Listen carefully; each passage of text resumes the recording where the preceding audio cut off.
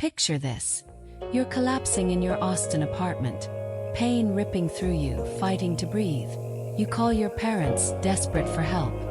Voicemail. They're at a party, toasting my brother Ethan's latest promotion. That night I almost died. I'm Dr. Abigail Harper, a medical researcher who learned the hard way that family doesn't always mean love. In Texas, we're taught family is everything, but for 32 years I was invisible in mine. This isn't just a story of betrayal. It's about fighting to be seen, no matter the cost. Stay with me. This is my story of being unseen, of clawing my way out of the shadows to be heard. Growing up in Houston's sprawling suburbs, I was the forgotten daughter in a family obsessed with my brother Ethan. In old photos I'm blurred, pushed to the edges, while Ethan grins center stage. My parents, Clara and Thomas, built their world around him. His little league games, his C+ report cards celebrated like championships at local barbecue joints. Meanwhile, my straight A's, my science fair trophies, barely earned a glance. That neglect followed me to a hospital bed in Austin, lights flashing, monitors beeping as I fought for my life. A ruptured ovarian cyst, internal bleeding, seconds from slipping away. Yet my parents were across town, clinking glasses at a steakhouse, posting on Instagram. Proud of our boy Ethan. Hashtag Texas Pride. I texted, begged, called, nothing. They chose a party over me. But that wasn't the end. It was the moment I decided. No more hiding. I'd make them see the daughter they ignored. The woman who built herself despite their indifference. This is a Texas story of resilience, of standing tall when no one else will. I'm Dr. Abigail Harper, lead researcher at Austin's Immunological Innovations Lab. And this is how I forced my family to see me. If you've ever felt invisible in your own home, like your voice doesn't matter, this story is for you. Growing up in Houston, I believed family was the heart of Texas. Friday night lights, backyard BBQs, Sunday church. But I learned early I wasn't part of that heart. My parents poured their love into Ethan, their golden boy, while I was the afterthought, the smart one who didn't need them. My achievements, National Merit Scholar, published papers, were footnotes. Ethan's mediocre coaching gigs, front page news. I thought moving to Austin for college would change things. That distance might make them miss me. Didn't. Even when I nearly died, their phones stayed silent. Their lives centered on Ethan's next big moment. But under a backyard oak tree, I made a choice. I'd stop begging for scraps of their attention. I'd show them who I am. A scientist, a survivor, a Texan who refuses to stay unseen. This is my fight for respect, for truth, for a family that finally sees me. If this story hits home, I want to hear from you. Have you ever felt overlooked by those who should love you most? Drop a comment. Where are you watching from? Austin, Dallas, Houston, maybe a small Texas town under wide open skies. Share your story because you're not alone. Hit that subscribe button to join me on this journey of healing, of standing tall like the oaks that line our Texas roads. Let's build a community where everyone is seen, where every voice matters. Click now and let's walk this path together. Your story deserves to be heard. For the first 4 years of my life, I was the center of my parents' universe. Clara and Thomas Harper, living in a cozy Houston suburb, doted on their little girl. I'd sit on Dad's shoulders at the Houston Zoo, giggling as he pointed out the giraffes. Mom taught me to bake sugar cookies in our sunlit kitchen, flour dusting my nose. I learned to read before kindergarten, sounding out words from picture books while they clapped like I'd won a rodeo. Family albums from those days are filled with me, pigtailed, grinning, the star of every picnic, every Christmas morning. In Texas, family is sacred, and I felt it then, wrapped in their love like a warm quilt. But everything changed when Ethan was born. I remember the day they brought him home from the hospital, a tiny bundle in Mom's arms. I was excited, ready to be the big sister, staying with Grandma in Fort Worth while they settled in. "You're a big sister now, Abigail," Mom said, her eyes fixed on Ethan, not me. "You need to be responsible." That word, responsible, became my cage. Overnight, I went from their world to their afterthought. Ethan, with his dimpled smile, stole the spotlight I didn't know I could lose. The photos shifted. Ethan in the center, me pushed to the edges, barely noticed. In our Texas home, where family was supposed to mean everything, I learned early that I was no longer enough. My childhood, once bright, dimmed under the shadow of my brother's arrival, setting the stage for a lifetime of being unseen. As Ethan grew, the favoritism wasn't subtle. It was a Texas-sized billboard. I was labeled the responsible one, expected to fend for myself, while Ethan was charming, athletic, the golden boy who could do no wrong. By 7, I was bringing home straight-A report cards, science projects that won school awards. Mom would nod, say, "That's nice, Abigail," and turn back to Ethan's latest antics. But when Ethan scraped a C+ in math, barely passing, they'd pile into the car for Rudy's barbecue, celebrating his improvement with brisket and sweet tea. I'd sit at the kitchen table, my perfect grades untouched, wondering why my best was never enough. Ethan's t-ball practices were sacred. His games attended like church. My piano recitals. Grandma showed up, clapping alone in the audience while Mom and Dad cheered Ethan's swings from the bleachers. At family gatherings, relatives raved about Ethan's curveball, his natural talent, while my debate team wins got a pat on the head and a quick subject change. "Did y'all see Ethan's hit today?" they'd say, as if my straight S were just expected. In Texas, we're raised to value hard work, but mine was invisible next to Ethan's charm. I tried harder, more awards, more effort, hoping they'd see me. But the pattern was set. Ethan was the sun, and I was a faint star, barely flickering in their sky.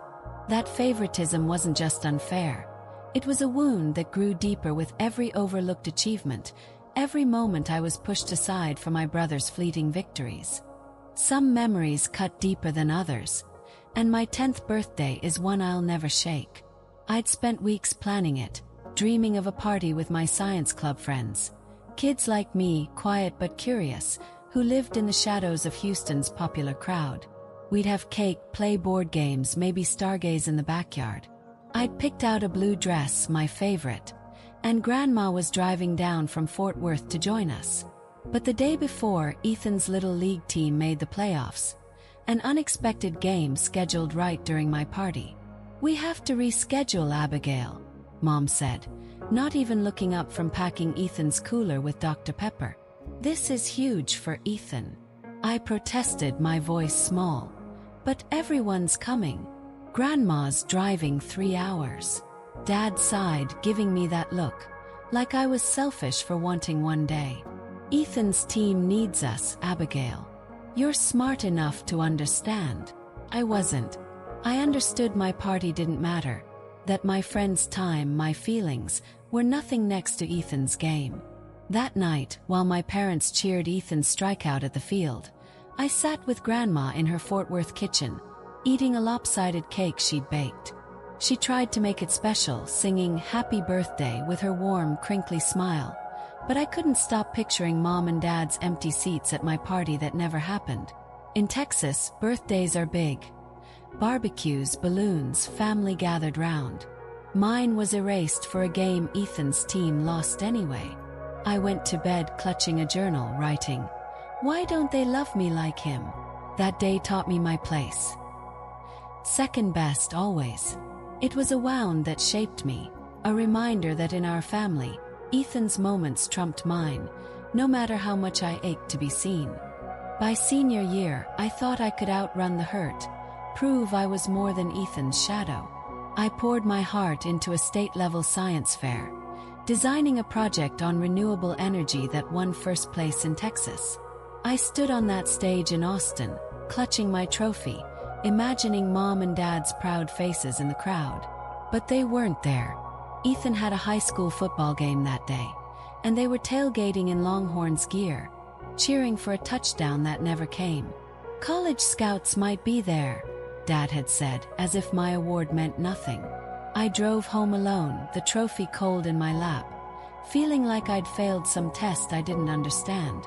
That night, under the old oak tree in our backyard, I opened my journal and wrote, "Why am I never enough?" The words spilled out, raw and jagged, a question I'd carried since Ethan's birth. In Texas, we're taught to stand tall, but I felt small, invisible in my own home. I overheard Mom at a family barbecue later, bragging about Ethan's athletic future, while my state championship got a passing. "Oh, Abigail's good at school stuff." My science teacher, Ms. Carter, saw me differently. She called my project groundbreaking, words my parents never used. Her belief kept me going, but the sting of their absence lingered. I'd won the biggest award of my life, but to Mom and Dad, it was just another day to celebrate Ethan. That moment under the oak tree became my turning point. I vowed to keep pushing, not for their approval, but for me. I'd build a life where my work, my worth, couldn't be ignored. Not by them, not by anyone. This wasn't about revenge yet, but a quiet promise to myself. One day, I'd make them see the daughter they'd overlooked, the Texan who refused to fade away.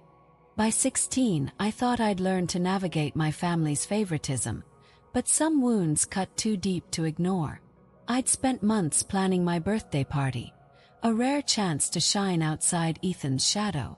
I invited my science club friends, quiet kids like me, who loved equations more than popularity contests. We'd have pizza, play trivia, maybe set up a telescope in our Houston backyard.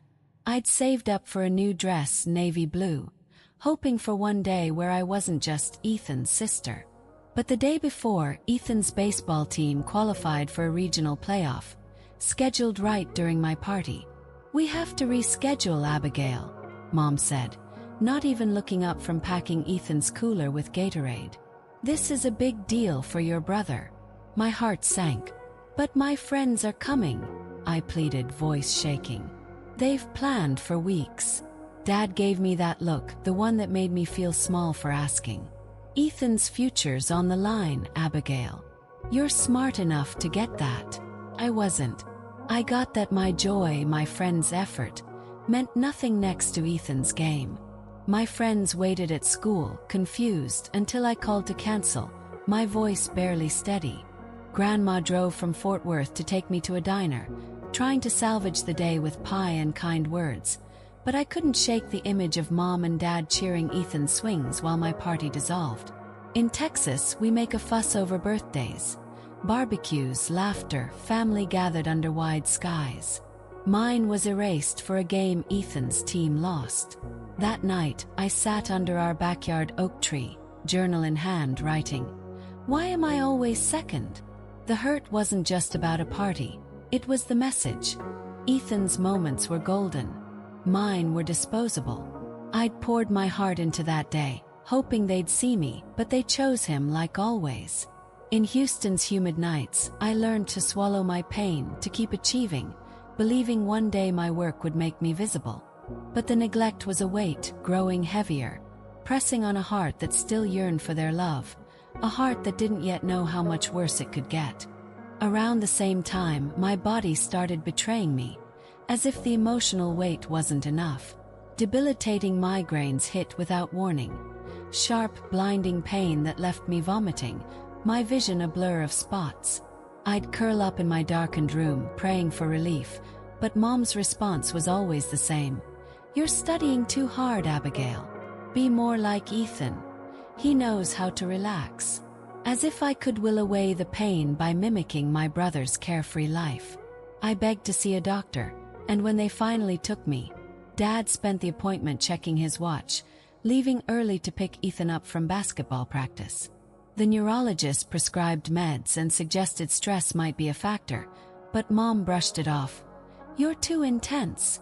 Ethan doesn't get sick because he balances things." I wanted to scream that I wasn't Ethan, that my pain was real, but their dismissal silenced me. Then came my senior year, when I was named a National Merit Scholar finalist, an honor that felt like proof I was more than their afterthought. I imagined them in the audience at the Austin ceremony, proud of their daughter. But Ethan had a junior varsity basketball game that day, and they chose it over me. "We'll try to make it after Ethan's game," Mom promised, but they never showed. I stood on that stage, accepting my award, scanning the crowd for faces that weren't there. A teacher hugged me, said, "You're incredible, Abigail," but it couldn't fill the ache of their absence. Ethan's game, a meaningless scrimmage, was their priority. Scouts might have been there, they said, as if my scholarship meant less. In Texas, we're taught to honor achievement, but mine was a footnote to Ethan's potential. Those migraines grew worse, each one a scream from a body carrying too much hurt. I kept pushing, hiding my pain, because that's what responsible Abigail did. But every missed moment, every casual dismissal, was a brick in a wall between me and the family I craved. I didn't know then that those migraines were a warning, a sign that the neglect I'd normalized was slowly breaking me, body and soul. College was supposed to be my escape, a chance to be Abigail, not just Ethan's sister. I moved to UT Austin, dreaming of a fresh start in a city that felt alive with possibility. But even there, the shadow followed. I moved into my dorm alone, hauling boxes upstairs while Mom and Dad attended Ethan's orientation at a community college 30 minutes away. "It's a big step for him," Mom said, as if my full scholarship to a top university was less significant. I called Grandma, who drove down from Fort Worth to help. Her hug's a reminder I wasn't entirely alone. At UT, I thrived in Dr. Eleanor Brooks's immunology lab, researching autoimmune diseases with a passion I'd never felt. My first published paper at 19 was a milestone I thought would finally make them proud. I called home, voice bright, to share the news. "That's nice, honey," Mom said, distracted. "Did you hear Ethan got an assistant coaching job?" My heart sank. They asked, "Why not something practical like Ethan's coaching?" As if my research, my dream, was a hobby. I sent them articles about my lab's breakthroughs, hoping they'd read them, but they never did. Family visits were the same. Conversations swirled around Ethan's latest game plan, his big future, while my grants, my presentations, were met with polite nods. In Texas, we're raised to chase dreams, but mine were invisible next to Ethan's small-town coaching gigs. I kept calling, kept visiting for holidays, believing distance might make them miss me. Didn't. Every achievement, conference talks, fellowships, was a footnote to Ethan's ordinary life. I thought Austin's bright lights would free me, but the neglect was a chain, pulling me back to a childhood where I was never enough. Still, I built a life, found friends who saw me, mentors who valued me. Yet the ache persisted, a quiet hope that one day, my parents would see the daughter they'd overlooked, the scientist carving her own path. The migraines didn't stop in college. They got worse, a relentless storm in my skull. By my sophomore year, they were so bad I'd miss classes, lying in my dorm with the blinds drawn, ice packs on my forehead. A Texas doctor, kind but direct, sat me down after another ER visit. "Abigail, this isn't just academic stress," she said. "Your body's screaming. Have you considered therapy?" I nodded, but when I told Mom, her voice was sharp through the phone. "Just chill, like Ethan with his part-time coaching gigs. You're making yourself sick." I wanted to yell that Ethan's life wasn't mine, that his relaxed world was built on their endless support, while I carried everything alone. But I stayed silent, swallowing the hurt like always. Then came a summer barbecue at our Austin home, the kind of Texas gathering where ribs sizzle and laughter fills the air. I just won my first research grant, a $50,000 award for my work on autoimmune therapies. I was nervous but hopeful, ready to share it with the family. But as I walked into the backyard, I overheard Mom and Dad by the smoker, bragging to cousins. "Ethan's got a real future in sports management. He's going places." My grant didn't come up. I tried anyway, mentioning it over dinner, but Dad cut me off. "That's great, Abigail. Hey Ethan, tell us about your new playbook." The table turned to him, my news forgotten. I sat there, ribs untouched, feeling like a ghost in my own family. Later, under that same oak tree, I wrote in my journal, "They don't see me. They never will." In Texas, we're taught family lifts you up, but mine was lifting Ethan while I sank. Those migraines, that barbecue were wake-up calls. I started to see the truth. Their neglect wasn't my fault, but it was breaking me.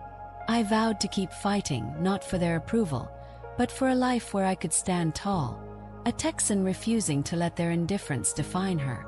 At 32, I'd built a life I was proud of, leading a research team at Austin's Immunological Innovations Lab. My work on autoimmune therapies was my sanctuary, a place where I was seen, valued, not just Ethan's sister. But one night, everything unraveled. It was late, past 8 p.m., and I was alone in the lab, poring over data under fluorescent lights. A sharp pain stabbed my abdomen, sudden and fierce. At first, I thought it was hunger. I'd skipped dinner, too focused on a breakthrough. I sipped water, tried to push through, but the pain grew, a vice tightening around my insides. By 9 p.m. I couldn't stand, my legs buckling as I gripped the lab bench. Sweat beaded on my forehead, my vision blurring. This wasn't hunger. This was something terrifying. I fumbled for my phone, hands shaking, and called my parents, Clara and Thomas, who lived just 20 minutes away in Round Rock. I'd always believed, deep down, that in a crisis, they'd be there. The call went to voicemail. "Mom, Dad, it's Abigail," I gasped, my voice breaking. "I'm in pain, bad pain. Please call back." I waited, staring at the silent screen, the pain pulsing with every heartbeat. No response. I called again, voicemail. Panic clawed at me, but I tried to stay calm, telling myself they'd call back soon. They had to. In Texas, family is everything. Friday night lights, backyard BBQs, a promise to show up when it counts. I'd grown up hearing that, believing it, even after years of neglect. But as the minutes ticked by, the lab's hum grew deafening, and my phone stayed dark. I tried texting. "Severe pain, need help now." Nothing. The pain was a living thing now, stealing my breath, pulling me to the floor. I thought it was hunger, a simple fix, but this was a betrayal of my body and maybe of my family too. I'd spent years chasing their approval, straight scholarships, published papers, hoping they'd see me. Now, as I lay there, curled around my pain, I needed them more than ever. In Austin's quiet night, I clung to the hope they'd come, that their love would outweigh their obsession with Ethan. But the voicemail's cold chime echoed a truth I wasn't ready to face. I was alone. My hands trembled as I dialed again, praying for an answer, for a sign that in Texas, family meant something for me too. That night in the lab, as my body screamed and my calls went unanswered, I didn't know I was inches from death, or that this moment would be the breaking point, the spark that would force me to demand the visibility I'd been denied my whole life. Lying on the lab floor, pain searing through me, I clung to my phone, willing it to ring. No call came. Desperate for any sign of my parents, I opened Instagram, hoping maybe they'd missed my calls in a crowd, unaware of my crisis. What I found shattered me. There on Mom's profile was a photo of her dad and Ethan at a high-end Austin steakhouse downtown. All smiles, clinking glasses. The caption read, "Proud of our boy Ethan, Senior Assistant Coach. #Texas Pride."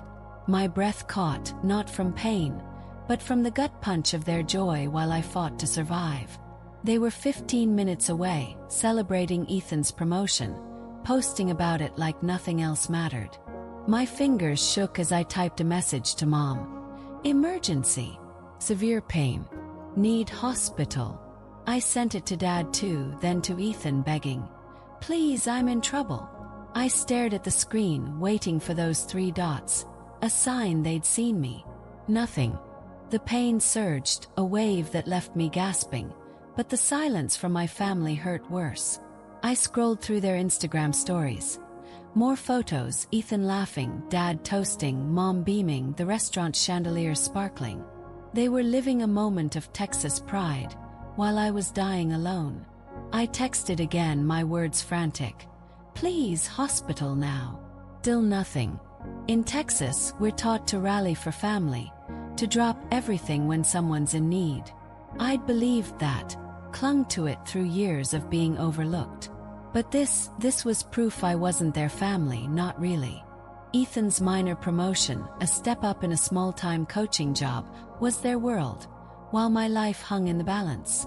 I thought back to all the times I'd been sidelined, birthdays cancelled, awards ignored, but this was different.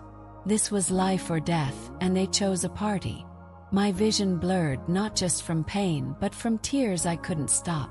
I wanted to scream, to make them feel the weight of their neglect, but I could barely whisper. I checked Instagram one last time, hoping for a reply, a missed call, anything. Instead, a new story popped up. Ethan cutting into a steak, grinning, captioned, "Living the dream." My dream was survival, and they didn't care. That moment, on the cold lab floor, was when I saw the truth. I'd spent 32 years chasing a family that didn't see me. In Austin's glittering night, as their celebration played out online, I realized I had to save myself. The pain was unbearable, but the betrayal was worse. A wound that would fuel my fight to be seen, to demand the respect they'd never given me. I don't know how long I lay there, the lab's hum fading as the pain threatened to pull me under.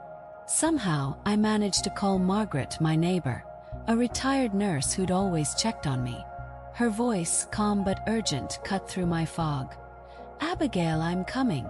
She found me curled on the floor, barely conscious, and got me to her car, racing to the ER through Austin's quiet streets. In the hospital, under harsh lights, doctors swarmed. "Ruptured ovarian cyst," one said, her voice clipped. "Internal bleeding. You're lucky you made it." I lay there, tubes in my arms, the words sinking in, lucky. But I didn't feel lucky. My family hadn't come. As the doctors worked, a memory surfaced, sharp and cruel. I was 6, sitting on Dad's lap in our Houston backyard, fireflies flickering. "We'll always be there, kiddo," he'd promised, his voice warm, his hand ruffling my hair. I'd believed him, carried that promise through every slight, every missed moment. Now, on that hospital bed, his words echoed against the truth. I'd called, begged, and they hadn't come. I saw that backyard again, felt his arms around me, but it was overlaid with the image of me on the lab floor. Phone silent, their Instagram posts glowing. In Texas, we hold tight to family promises, to the idea that blood means loyalty. That memory, once a comfort, was now a lie, a wound deeper than the pain in my body. Margaret stayed, her hand steady on mine, her eyes fierce with worry. She'd saved me when my family wouldn't, a stranger who became more family than my own blood. The doctor's words, "Lucky you made it," rang hollow. I'd survived, but at what cost? My parents, 20 minutes away, were toasting Ethan while I fought for my life. That memory of Dad's promise wasn't just a flashback. It was a breaking point, the moment I knew I couldn't keep begging for their love.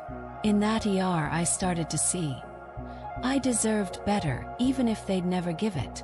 In the hospital bed, weak and tethered to monitors, I felt the weight of their absence. My voice, barely a whisper, broke the silence. "They didn't come." The words hung in the air, heavy with a truth I couldn't escape. Margaret, still by my side, squeezed my hand, her face tight with anger and sorrow. "You're here, Abigail," she said, her Texas drawl soft but firm. "That's what matters." But it wasn't enough. I needed my parents, needed to know I mattered to them. Margaret grabbed my phone, dialing Mom, then Dad, then Ethan. Each call went to voicemail, their cheery greetings a mockery of my pain. "Clara, Thomas, it's Margaret," she said, voice sharp. "Abigail's in the hospital, fighting for her life. Where are you?" No answer. She tried again, her frustration growing, but the silence was deafening. I stared at the ceiling, tears slipping down my cheeks, each unanswered call a confirmation. I was invisible to them. In Texas, we're taught family shows up no matter what. But mine was across town, celebrating Ethan's small victory while I lay broken.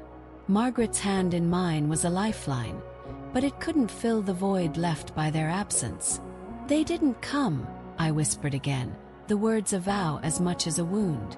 That moment, in the sterile quiet of the ER, wasn't just about survival. It was the start of something new.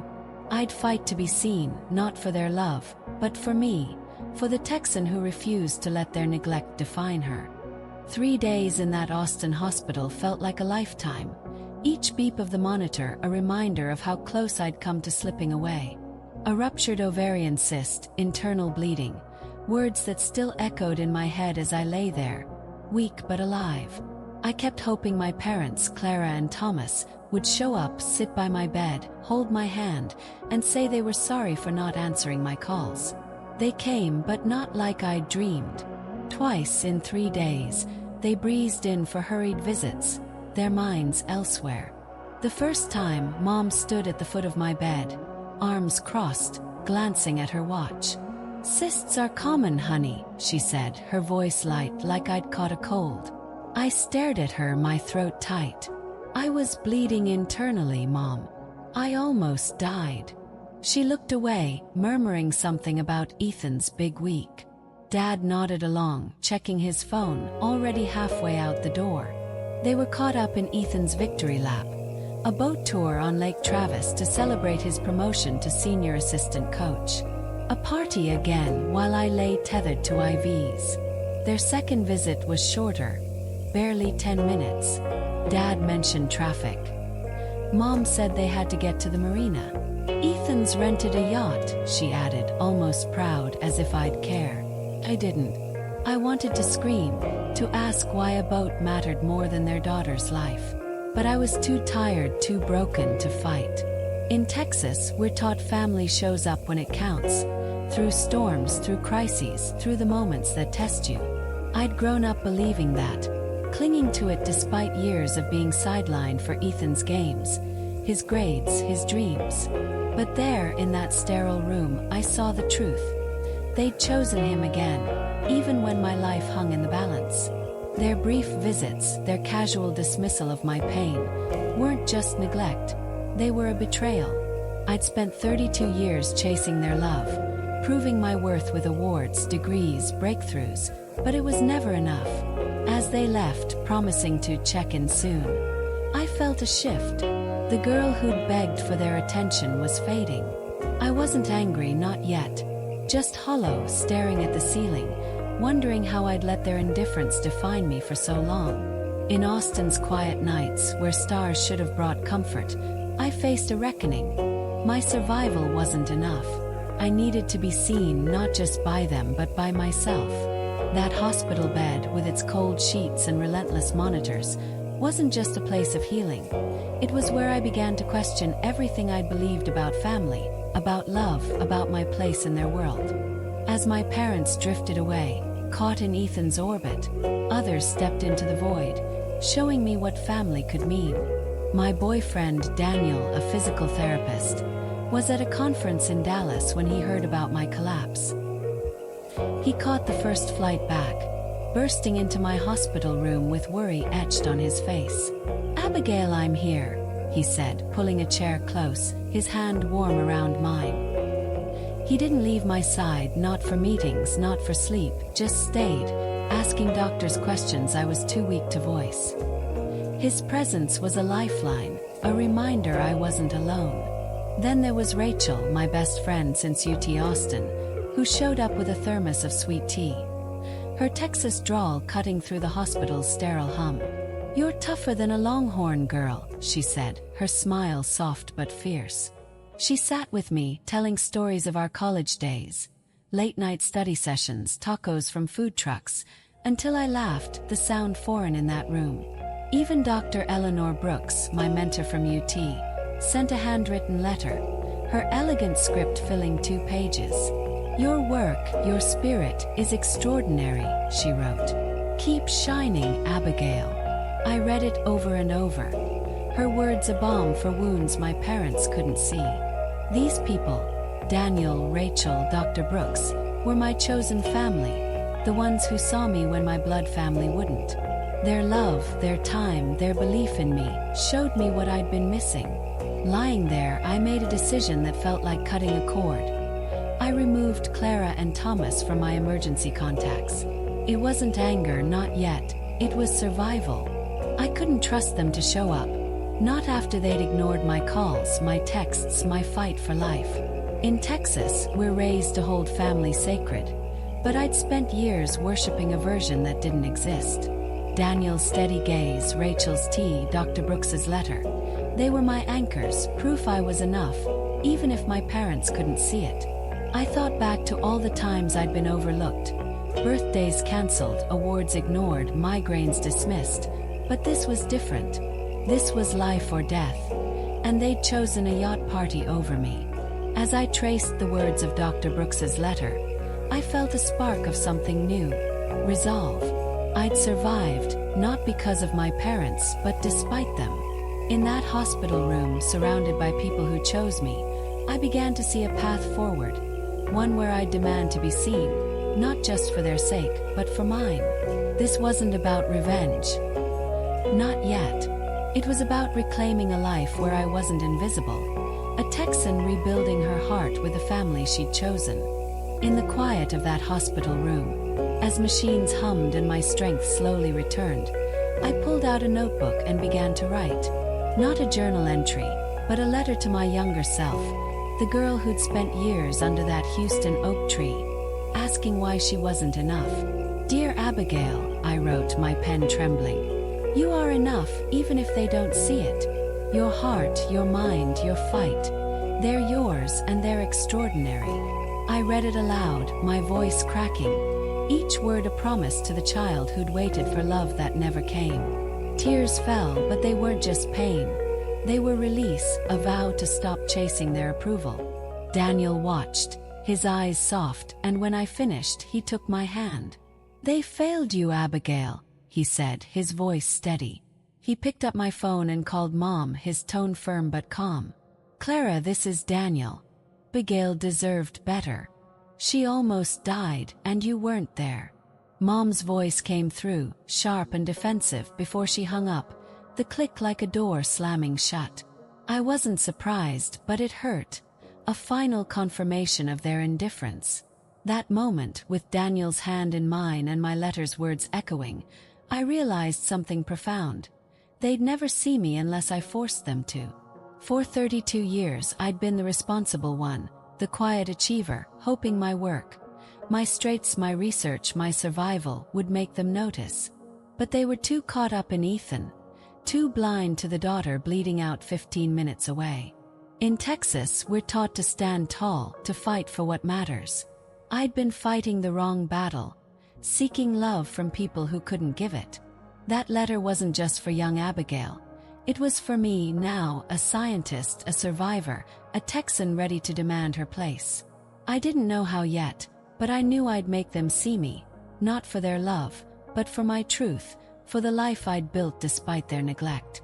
Leaving the hospital, I wasn't the same Abigail who'd collapsed in that lab. The betrayal of my parents' absence, their choice of Ethan's party over my life, had shifted something deep inside me. I wasn't ready to forgive, but I wasn't ready to walk away either. I needed answers, a way to understand the family that had left me to die. So, I started digging into their lives, starting with their finances. I'd always been the responsible one, the one who balanced checkbooks as a kid while Ethan played ball. Now that skill became my tool. I accessed public records, bank statements they'd left carelessly at holiday dinners, and pieced together a grim picture. Clara and Thomas, my parents, were drowning in debt. Credit cards maxed out, a second mortgage on their Round Rock home, their retirement accounts nearly empty. It wasn't just bad decisions. It was Ethan.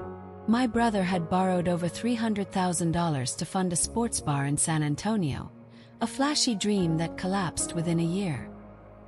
He'd promised them it was a sure thing, but the bar was a black hole, draining their savings and leaving them tethered to his failures. I found bounced checks, late notices, all tied to Ethan's name, yet they never stopped bailing him out. Then came a discovery that stunned me. The Austin Country Club, their pride and joy, where they bragged about Ethan's coaching gigs, had nearly revoked their membership for unpaid dues. I'd saved it, unknowingly, through Grandma's estate. After her passing in Fort Worth, I'd quietly paid off their balance, thinking it would keep them happy, keep us connected. They never thanked me, never even knew. In Texas, we're taught to pull your weight, to honor family with hard work. I'd done that silently, while Ethan's recklessness tore them apart. The deeper I dug, the clearer it became. Their obsession with Ethan wasn't just emotional. It was financial, a desperate bet on his success to save them. But it was killing them, and they couldn't see it. I sat with those documents, spreadsheets glowing on my laptop, feeling a mix of anger and pity. For 32 years I'd been invisible, my achievements, my research, my grants, ignored while they poured everything into Ethan's sinking ship. This wasn't just about my hospital bed, my unanswered calls. It was a lifetime of being erased. In Austin's quiet nights, I realized I couldn't keep silent. I had to confront them, not to destroy, but to demand they see the daughter they'd overlooked, the Texan who'd carried their burdens without a word. This was my first step, knowing their secrets, holding the truth that could wake them up. As I grappled with my family's financial mess, Ethan announced his latest grand gesture, a lavish party to celebrate Mom and Dad's 35th wedding anniversary. He sent out invitations demanding $500 per guest to cover costs, boasting about a ballroom at Austin's fanciest country club, the same one I'd saved. In a group text, he jabbed at me, saying, "Hope you can swing it, Abigail. Wouldn't want you to miss this." The implication stung. I was the poor scientist, too broke to match his flair. He didn't know I'd paid the club's dues, that my grants dwarfed his failed ventures. His words lit a fire in me, not of rage but of clarity. This party wasn't just a celebration. It was Ethan's stage, another chance to dazzle Mom and Dad while I stood in the wings. I could have ignored it, sent a check, stayed invisible. But I was done hiding. This was my moment, not to tear them down, but to stand up, to make them see me. I called Dr. Winters, my therapist, who'd helped me navigate the hospital's aftermath. "I want to speak at the party," I told her, voice steady. "Tell them everything, my work, their neglect, Ethan's debts." She paused, then said, "This isn't revenge, Abigail. Setting boundaries. You're claiming your truth." Her words grounded me. In Texas, we're taught to speak plain, to face hard truths head-on. That's what I'd do. Not for spite, but for me. I started planning, sketching out a presentation, not to shame them, but to lay bare the facts. My role in saving the club, Ethan's $300,000 debt, the night they left me to die for his party. I'd show them who I was. Dr. Abigail Harper, lead researcher, Lockhart Award winner. Not the responsible daughter they ignored. Ethan's party was his game, but I'd play by my rules. I imagined their faces, Mom's nervous smile, Dad's furrowed brow, Ethan's smug grin fading. Would they listen? Would they care? I didn't know, but I was done waiting for their approval. Every night, I refined my plan, sitting under my apartment's window, Austin's skyline glowing. This wasn't about settling scores. It was about standing tall, like the oaks lining Texas roads. I'd spent years shrinking, hoping they'd notice my quiet strength. No more. Dr. Winters's words echoed. Boundaries, not revenge. I'd tell my story, not to hurt, but to heal, to demand the respect I'd earned. Ethan's $500 taunt, his assumption I couldn't keep up, was the final push. I'd show up, not with cash, but with truth. A Texan ready to rewrite her place in a family that had written her off. As I planned, another truth surfaced, darker than Ethan's debts. Digging deeper, I found his $300,000 loan wasn't just for the San Antonio bar. It was tied to a shady real estate deal, a speculative flip in Austin suburbs that fell apart. Worse, he'd used Mom and Dad's house as collateral, putting their home at risk. Foreclosure notices were piling up, hidden from them, while Ethan promised big returns. My stomach churned. He wasn't just reckless. He was endangering their future, and they were too blind to see it. I met a lawyer in Austin, a sharp woman who laid out options to protect their home, quietly without Ethan knowing. "You're doing this for them," she said. "Even after everything." I nodded, but it wasn't just for them. It was for me, for the girl who'd believed family meant sacrifice. That night, under the oak tree in my apartment's courtyard, I wrote my plan, not on a laptop, but in my journal, the same one I'd filled with "Why am I never enough?" as a kid. "This is for me, not against them," I wrote, the words a vow. In Texas, we're taught to protect what's yours, to stand firm like the land we're raised on. I'd protect their home, not because they deserved it, but because I was done letting Ethan's chaos define us. The party wasn't just about my truth now. It was about theirs, about waking them to the sun they'd bet everything on. I imagined standing at that podium, not with anger, but with calm, laying out the facts. My work, their neglect, Ethan's betrayal. This wasn't revenge. It was clarity, a Texan's stand for truth. Under that oak, I saw it clearly. I'd make them see me, not to win their love, but to free myself, to live a life where I wasn't invisible, where my strength wasn't a secret. After my speech at the anniversary party, the air between me and my family shifted.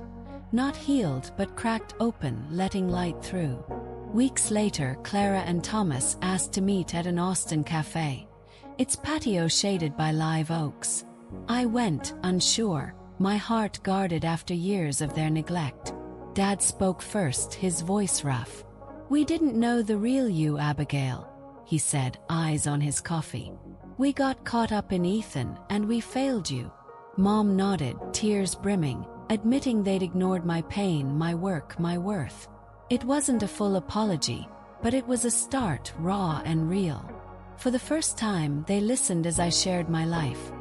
My research, my near-death in the hospital, the years I'd felt invisible. In Texas, we're taught to mend fences, even when the posts are splintered. That meeting was a small step, not forgiveness but understanding. Months later, they showed up at the Lockhart Award ceremony, where I was honored for my immunology breakthroughs. They sat in the front row, Mom clutching a program, Dad's face lit with pride I'd never seen. "Our daughter's changing the world," Mom whispered to a stranger, and I felt a warmth I'd long buried. Ethan too was changing. My speech had shaken him, exposing his debts, his failures. He started therapy, taking slow steps to face his recklessness. He began paying back small amounts of the $300,000 he owed, working odd jobs alongside his coaching. It wasn't redemption, but it was effort, a sign he wasn't running anymore. In Texas, we value second chances, the chance to stand up after a fall. I didn't trust them fully, Clara, Thomas, Ethan, but I saw their effort, their attempt to see me. That cafe meeting, their presence at my award, Ethan's small payments.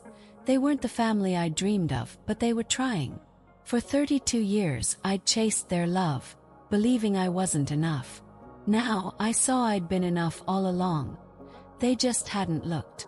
This wasn't a fairy tale ending, but a Texas truth. Healing starts with honesty, with seeing each other, flaws and all.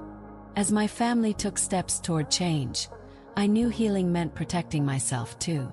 I helped Clara and Thomas face their financial mess, a tangle of debts tied to Ethan's failures. Their Round Rock home, weighed by a second mortgage, was at risk, so I guided them to sell it and move into a modest Austin apartment. It wasn't easy. Dad resisted, proud of the house where we'd grown up, but I stood firm. "You can't keep saving Ethan," I said, laying out spreadsheets I'd built. I set clear boundaries. No more bailing out my brother, no more loans from me. In Texas, we're taught to help family, but I'd learned help doesn't mean sacrifice. They agreed, signing papers with heavy hearts but newfound clarity. As I rebuilt those boundaries, my life bloomed. Daniel, my rock through the hospital crisis, proposed one evening under Austin's Zilker Park oaks. his voice soft but sure. "You're my home, Abigail," he said, slipping a ring on my finger. Our wedding was small, a Texas hill country gathering with wildflowers and sweet tea. Dad asked to speak, his hands trembling as he held a crumpled paper. "Abigail is extraordinary," he said, voice breaking. "We failed her, but we're learning. She's taught us what family means." The crowd hushed, and I felt tears, not of pain, but of release. Mom hugged me after, whispering, "We're so proud," words I'd craved for decades. Ethan attended, quiet but present, his therapy helping him face his role in our family's fractures. I didn't need their full amends, just their effort, their willingness to see me. Helping them downsize, setting financial limits, marrying Daniel. It was my way of reclaiming my life, not as their shadow, but as Dr. Abigail Harper, scientist, survivor, Texan. I'd spent years shrinking, hoping they'd notice my quiet strength. Now I stood tall like the oaks that rooted me to this land. In Texas, we build homes not just with walls, but with choices. Who we let in, who we keep close. My wedding, my boundaries were my home, built on love I'd earned, not begged for. This wasn't about fixing the past, but planting a future where I was seen, where my heart could rest. Healing wasn't just about family, it was about giving back, closing circles. I started mentoring young researchers at UT Austin, women like me, quiet but fierce, chasing dreams in Texas labs. Guiding them, I saw my younger self, the girl who doubted her worth. "Your work matters," I told them, words I'd needed at their age. One spring, I drove to Fort Worth to visit Grandma's grave. Her headstone simple under a pecan tree. Her estate had saved my parents' country club, a gift they never knew came through me. "Thank you," I whispered, laying bluebonnets by her stone, grateful for her quiet love that had carried me through. In Texas, we honor roots, the legacies that shape us. Standing there, I realized I'd found peace, not by changing my family, but by choosing who sees me. My ments, Daniel, Rachel, Dr. Brooks, they were my family now, the ones who saw my heart, my fight. I didn't need Clara, Thomas, or Ethan to complete me. I was enough, a Texan standing tall, my peace rooted in a life I'd built, not a love I'd chased. Looking back, I see my journey wasn't about revenge. It was about refusing to stay invisible. For 32 years, I lived in Ethan's shadow, my achievements buried under my parents' obsession with him.